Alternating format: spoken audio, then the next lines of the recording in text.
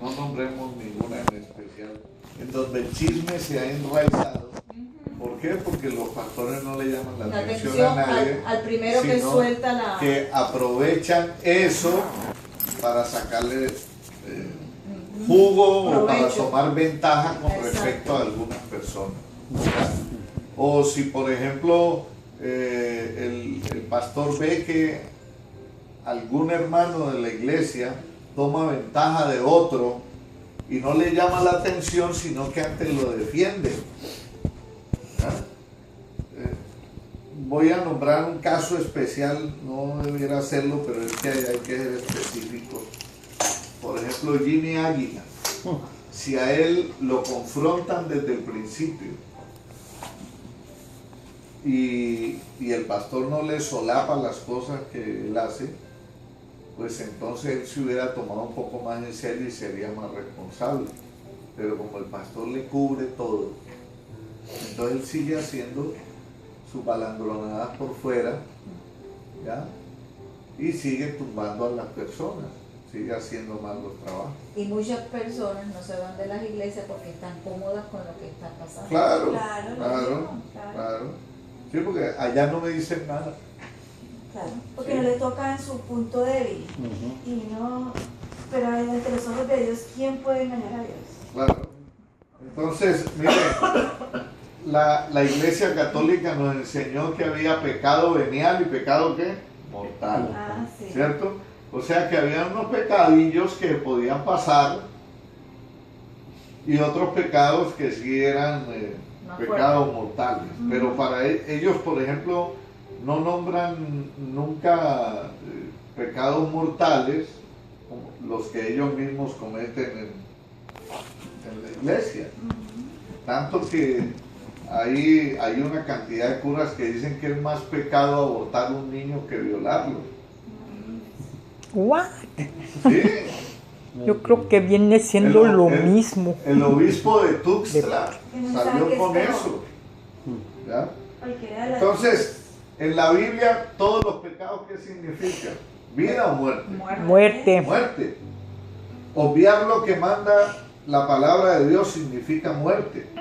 Por cosas aparentemente sin sentido la gente se puede condenar. Fíjese, por ejemplo, que yo el otro día estaba editando porque quería colgar un pedazo del video de ese pastor de Nigeria que murió y resucitó después. Y él cuenta que cuando él llegó delante de la presencia de Jesús, él se quiso quedar allí y Jesús le dijo: yo no te puedo dejar aquí porque tú estás disgustado con tu esposa. Tienes que arreglar primero tus problemas. O sea que el solo hecho de estar en discordia es un freno para nuestra estadía delante de la presencia de Dios. ¿Ya? Entonces, quinto, si no tomamos en serio lo que enseña la Biblia sobre el pecado, vamos a vivir un evangelio light. ¿Ustedes saben qué son los productos light? No alimentan, le hacen daño al cuerpo. Un evangelio light es un evangelio que no tiene a Cristo la sal de la vida, sino que lo que tiene son muy superficial. Son cosas artificiales. ¿Ya? Entonces, cuando digo eso me refiero a esa forma de evangelizar hoy en día, que hay que le resta importancia a la gravedad del pecado y solamente se concentra en que si queremos el favor de Dios tenemos que dar dinero. Para ellos eso es lo que importa. Yo me quedé lelo cuando pusieron hace 2 o 3 días los estándares que tiene Maldonado para poder estar en su iglesia, para acercársele a él, ¿no? Y solamente los que pueden tratar de estar cerca de él son los que pagan 50,000 al año. ¿Ya? Entonces, Uy, eso es lo que esa no manera podemos estar cercamente. de evangelizar, entre comillas, hoy en día, que no menciona el infierno, como dijo Joel Osteen, que le preguntaron, y usted predica sobre el cielo y el infierno. No, porque esa es una manera antigua de predicar. No dice la misma palabra, el cielo y la tierra pasarán, pero mi palabra no pasará. Sí. Y esa manera en que no se llama al pecador a arrepentirse, eso es una distorsión del verdadero evangelio, porque no toma en serio lo que enseña la Biblia sobre el pecado. Si no tomamos en serio lo que enseña la Biblia sobre el pecado, no tomaremos en serio nuestra santificación, es la verdad. Si Satanás no nos puede retener en su reino, intentará empujarnos hacia el libertinaje. Y es la verdad. O sea, hay muchas personas, las iglesias están llenas de personas que están en la iglesia, pero llevan vidas libertinas. Hacen lo que se les antoja. Ambos errores vienen de no tomar en serio lo que enseña la Biblia sobre el pecado. El legalismo intenta vencer al pecado cumpliendo una serie de leyes, y el libertinaje abarata la gracia usándola como una excusa para poder pecar. La santificación requiere una sobria evaluación del pecado que aún queda en nosotros. Séptimo, si no tomamos en serio lo que enseña la Biblia sobre el pecado, no practicaremos la disciplina en la iglesia. Mire, en las iglesias donde yo he estado, la única vez que yo vi disciplina fue un día que Cheito llegó tarde y lo sentaron un mes. Sí, no pudo ministrar un mes. Y yo pienso que esa no era una falta tan grave. Cosas peores en Sí. En cambio a mí me bajaron del altar porque no cantaba merengue.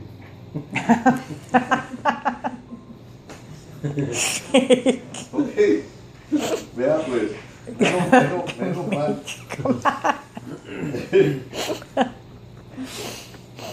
¿Por qué hay tantas iglesias que apenas sí practican la disciplina eclesial? Pues porque no toman en serio lo que enseña la Biblia sobre el pecado. Por ejemplo, que un poco de levadura leuda toda la masa, lo que usted decía ahora. Si no se corrige a tiempo a quien hay que corregir, las demás personas van a decir: ah, pero si este lo hizo, yo lo hago. Se contamina. Claro. ¿verdad? Por ejemplo, privar a alguien de la disciplina que necesita no es amor. Si alguien necesita disciplina, la palabra de Dios dice que el que necesita disciplina tiene que ser disciplinado. ¿Ya? ¿Por qué? Porque si no, va a permitir que el pecado crezca y se extienda. ¿Ya? Si no tomamos en serio lo que enseña la Biblia sobre el pecado, nos equivocaremos como padres.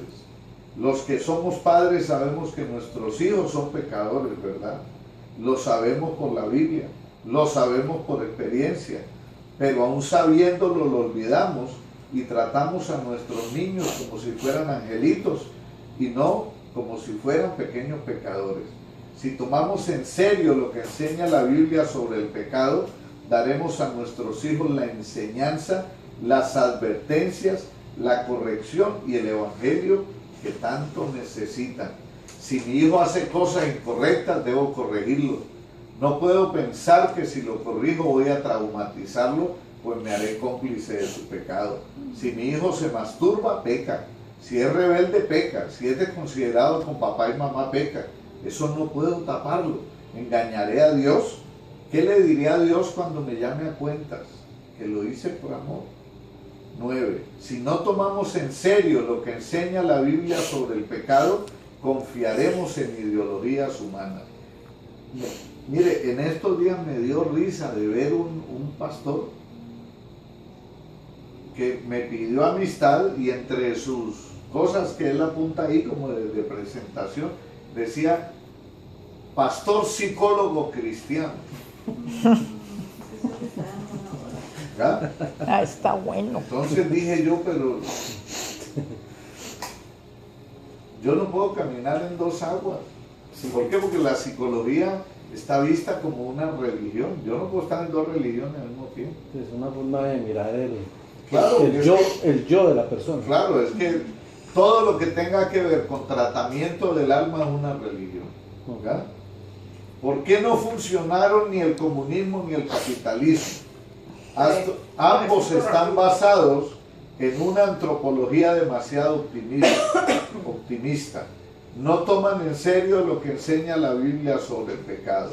Pensemos en los ejemplos más extremos: el fascismo de Hitler y el marxismo-leninismo de Stalin. Y la corrupción que tanto abunda hoy no es de un solo color ideológico. Es cierto, la corrupción es tanto para los demócratas como para los republicanos, para los comunistas. Todos se volvieron corruptos. ¿Verdad? El ser humano es pecador, es egoísta, y lo que el mundo necesita más que cualquier ideología es el evangelio transformador de Cristo. Amén. Si no tomamos en serio lo que enseña la Biblia sobre el pecado, no anhelaremos estar con el Señor. ¿Por qué? Porque el que peca no puede ver a Dios. Porque no se está aceptando el acondicionamiento a la palabra de Dios. ¿Sabe por qué? Porque la persona se va volviendo tan adicta al pecado y le va, porque el pecado ata, porque da un momento de placer. Entonces le va gustando tanto el placer que ya no va a tener dentro de sus anhelos de estar con el Señor. Y va cayendo más y más y más. Claro, y cada vez se va haciendo más profundo. Entonces, ¿qué será lo mejor de la otra vida? Pues la presencia del Señor. Y aparte de eso, la ausencia del pecado. Ya no seremos pecadores. Ya no se nos ocurrirá pecar. No vamos ni siquiera a pensarlo. Pero no siempre nos hace ilusión la idea de ser totalmente libres del pecado. ¿Por qué? Porque no tomamos en serio lo malo que es pecar. Ni tomamos en serio lo glorioso que será ser librados de él. Entonces, por muy negativo que pueda parecer lo que enseña la Biblia sobre el pecado, necesitamos esa enseñanza. Y aplicarla a nuestra Sí, vida. No simplemente escucharla, sino aplicarla a Es nuestra que, vida. es que la misma palabra nos dice, no podemos ser solo oidores, sino hacedores de la palabra. Y no necesitamos únicamente un pedacito de la Biblia, sino toda la Biblia. ¿Ya? Hay tres peligros si no utilizamos la Biblia completa para crecer en nuestra vida espiritual. Primero, el peligro de dejarnos influenciar por el mundo y por su actitud laxa en cuanto al pecado. Segundo, el peligro de volvernos blandos sobre este tema, tal vez motivado por un deseo de facilitar que la gente nos escuche. Hay pastores que nunca van a predicar del pecado ni del infierno ni nada de eso. Cuando yo llegué a Cristo la Roca, y la segunda vez que prediqué allá, prediqué acerca del infierno, y se me acercó un hermano que llevaba 14 años ahí en la congregación y me dijo: pastor, esta es la primera vez que predican del infierno aquí. ¿Sabe qué es lo más lindo? Que como 8 o 15 días después, un hermanito de la iglesia me presentó a su hija y me dijo: ¿sabe una cosa, hermano? Aquí le presento a mi hija, que ha venido a los pies de Cristo cuando vio por internet la prédica suya del infierno. Oh.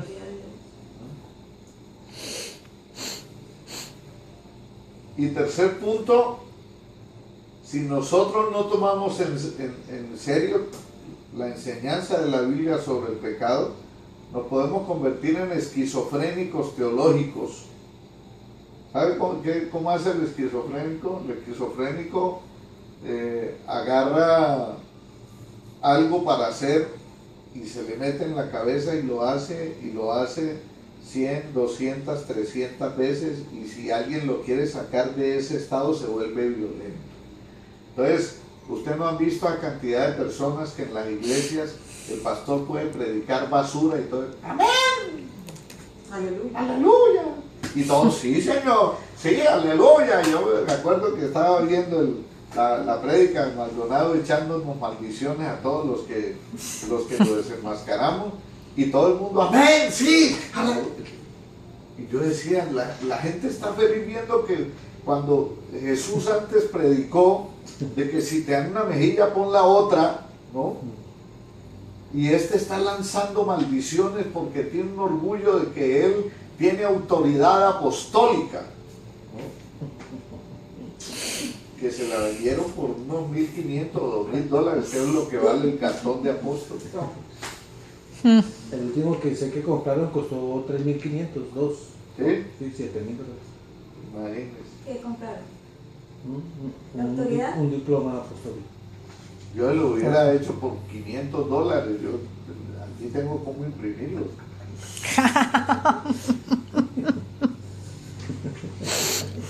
Ahí se pasó, te cobro $500 y me enciman 3 cartuchos de tinta, por favor. Sí.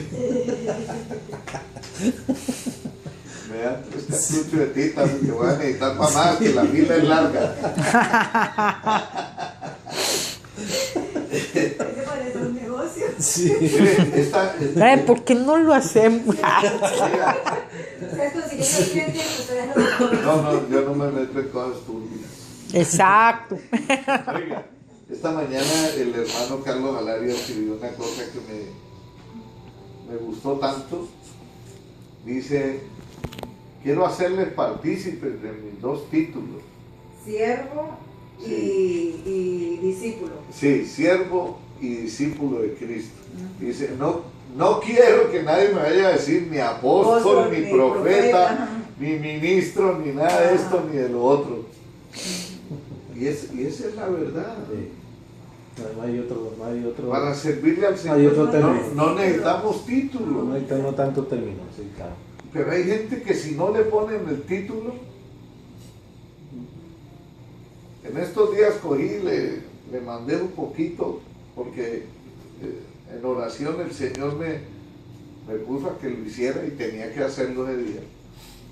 Y al pastor de la isla, que ya no le bastó el de pastor, entonces puso el de apóstol, una iglesia de 30 personas, ¿no? Y ahora ya es doctor porque hizo un curso de 3 semanas de divinidades, entonces es doctor en divinidades. Sí. Entonces le mandé